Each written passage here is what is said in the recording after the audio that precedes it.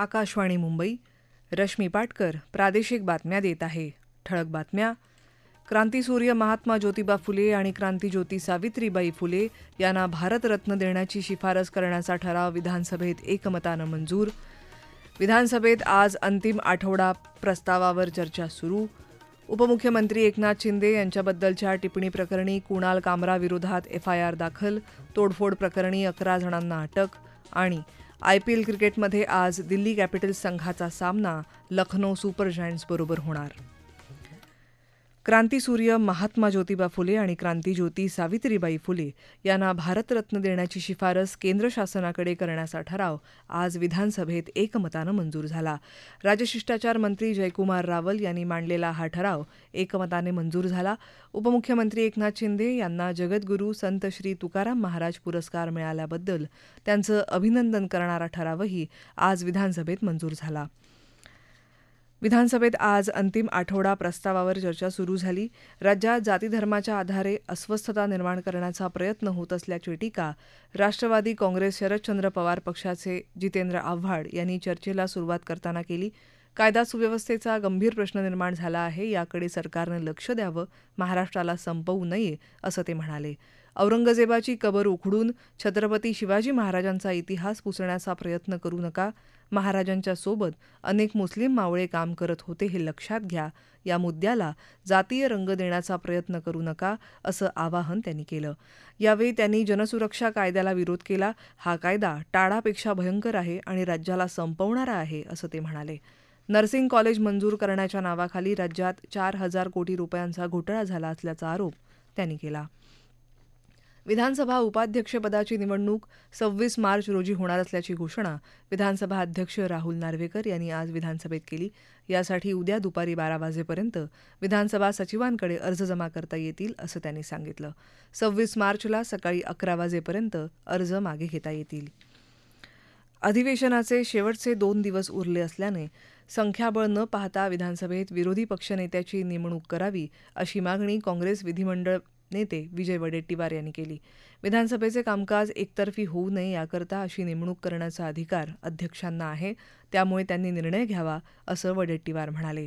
सभागृहाचं कामकाज नियमानुसार चालणार, तसंच नियमानुसार नियुक्त्या करण्यात येतील असं आश्वासन अध्यक्षांनी यावेळी दिलं. कुणाल कामरा विरोधात कठोरात कठोर कारवाई करण्याचं आश्वासन मुख्यमंत्री देवेंद्र फडणवीस यांनी आज विधानसभेत दिलं. संविधानाने प्रत्येकाला अभिव्यक्ती स्वातंत्र्य दिलं असलं तरी यातून दुसऱ्याला अपमानित करण्याचा अधिकार कोणालाही नाही. अशा गोष्टी सहन करणार नाही असं त्यांनी स्पष्ट केलं. राजकीय विनोद करताना त्याला दुसरा रंग देण्याचा प्रयत्न कुणीही करू नये. 2024च्या निवडणुकीने राज्यातल्या जनतेने खुद्दार आणि गद्दार कोण हे स्पष्ट केलं आहे असं ते म्हणाले. शिवसेना आमदार अर्जुन खोतकर यांनी हा मुद्दा उपस्थित केला आणि कुणाल कामरा याच्या अटकेची मागणी केली. त्याने राज्यातले वातावरण दूषित केलंय आणि यामुळे राज्यात कायदा सुव्यवस्थेचा प्रश्न निर्माण होऊ शकतो असं खोतकर म्हणाले. त्याला मिळणारा निधी, त्याचे सूत्रधार शोधा, त्याचे कॉल रेकॉर्ड तपासा अशी मागणी त्यांनी केली. मंत्री शंभूराज देसाई यांनी खोतकर यांच्या मागणीला सहमती दर्शवली. यानंतर सत्ताधारी सदस्यांनी अध्यक्षसमोरच्या जागेत येऊन घोषणाबाजी केली. त्यामुळे अध्यक्षांनी सभागृहाचं कामकाज 5 मिनिटांसाठी तहकूब केलं. यानंतर मुख्यमंत्र्यांनी निवेदन केलं. या प्रादेशिक बातम्या आकाशवाणीच्या मुंबई केंद्रावरून देत आहोत. आकाशवाणी मुंबईच्या all India radio news Mumbai या फेसबुक पेजवर तुम्हाला दिवसभर महत्त्वाच्या बातम्या वाचता येतील. प्रादेशिक बातमीपत्रात आपलं पुन्हा एकदा स्वागत. उपमुख्यमंत्री एकनाथ शिंदे यांच्याबद्दल कथितरित्या अपमानजनक टिप्पणी केल्याप्रकरणी मुंबई पोलिसांनी स्टँड अप कॉमेडियन कुणाल कामरा याच्या विरोधात FIR दाखल केला आहे.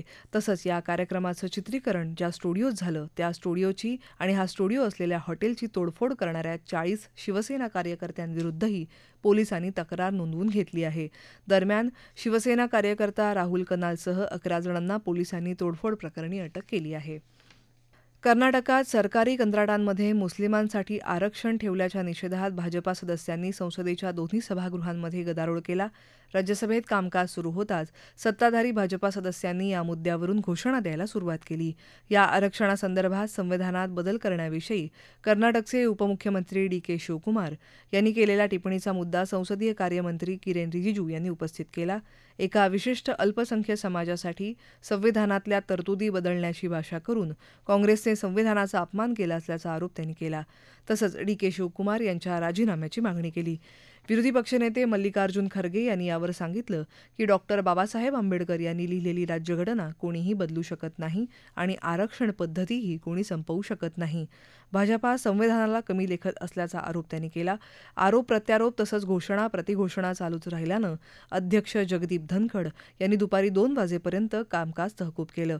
दिल्ली उच्च न्यायालयाच्या न्यायाधीशांच्या निवासस्थानी मोठ्या प्रमाणात रोकड आढळल्याचा मुद्दा राज्यसभेत काँग्रेसचे जयराम रमेश यांनी उपस्थित केला होता. त्याची दखल घेऊन अध्यक्ष जगदीप धनखड यांनी आज सभागृह नेते जे.पी. नड्डा आणि विरोधी पक्षनेते मल्लिकार्जुन खरगे यांच्याबरोबर चर्चा केली. लोकसभेतही सत्ताधारी भाजपाच्या सदस्यांनी याच मुद्द्यावरून जोरजोराने घोषणा दिल्या. उत्तर प्रदेशात महिलांवर अत्याचाराविरोधातल्या घोषणा लिहिलेले फलक घेऊन समाजवादी पार्टीच्या काही सदस्यांनी सभागृहात प्रवेश केला. सभापती ओम बिर्ला यांनी त्याला हरकत घेतली. सदस्यांनी सभागृहाचं नियमांच्या आणि सभ्यतेच्या संकेतांचं पालन करावं असं त्यांनी सांगितलं. मात्र सपा सदस्यांनी घोषणा चालूच ठेवल्या. दरम्यान भाजपचे खासदारही घोषणा देत होते. गदारोळामुळे सभापतींनी प्रश्नोत्तराचा तास रद्द केला आणि कामकाज 12 वाजेपर्यंत तहकूब केलं. नंतर संसदीय कामकाज मंत्री किरेन रिजिजू यांनी कर्नाटकातल्या आरक्षणाचा मुद्दा उपस्थित केला. संविधान बदलण्याची भाषा करणारे डी.के. शिवकुमार यांना काँग्रेसने सर्व संवैधानिक पदांवरून तत्काळ हटवावं अशी मागणी त्यांनी केली. भाजप सदस्यांच्या घोषणा चालूच राहिल्यानं सभापती ओम बिर्ला यांनी 2 वाजेपर्यंत कामकाज स्थगित केलं. औरंगजेब कबरीचा मुद्दा काढण्याची गरज नाही, तसंच कोणीही बोलताना विचार करून बोललं पाहिजे असं उपमुख्यमंत्री अजित पवार यांनी म्हटलं आहे. विनाकारण पोलिसांवर किंवा कायदा सुव्यवस्थेवर ताण येईल असं कोणीही बोलू नये असं त्यांनी छत्रपती संभाजीनगर इथल्या पत्रकार परिषदेत सांगितलं. नागपूर हिंसाचार प्रकरणातला प्रमुख आरोपी फहीम खान याचं दुमजली घर पाडण्यात आलं आहे. काही दिवसांपूर्वी नागपूर महानगरपालिकेने खान याच्या घराचा इमारत आराखडा मंजूर नसल्यामुळे त्याचं घर अनधिकृत असल्याच्या कारणामुळे नोटीस बजावली होती.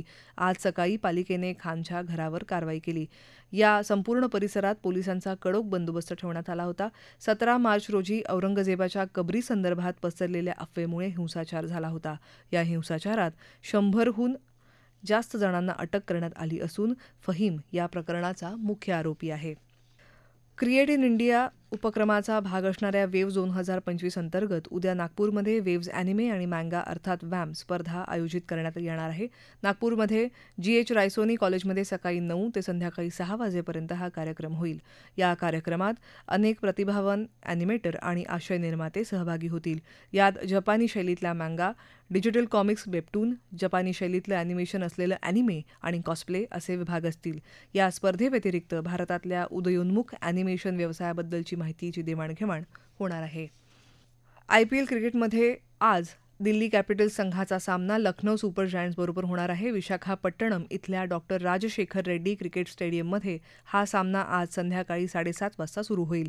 काल झालेल्या सामन्यात चेन्नई सुपर किंग्ज संघाने मुंबई इंडियन्स संघाचा पराभव केला, तर हैदराबाद इथं झालेल्या सामन्यात सनरायझर्स हैदराबाद संघाने राजस्थान रॉयल्सचा पराभव केला होता. ठळक बातम्या पुन्हा एकदा.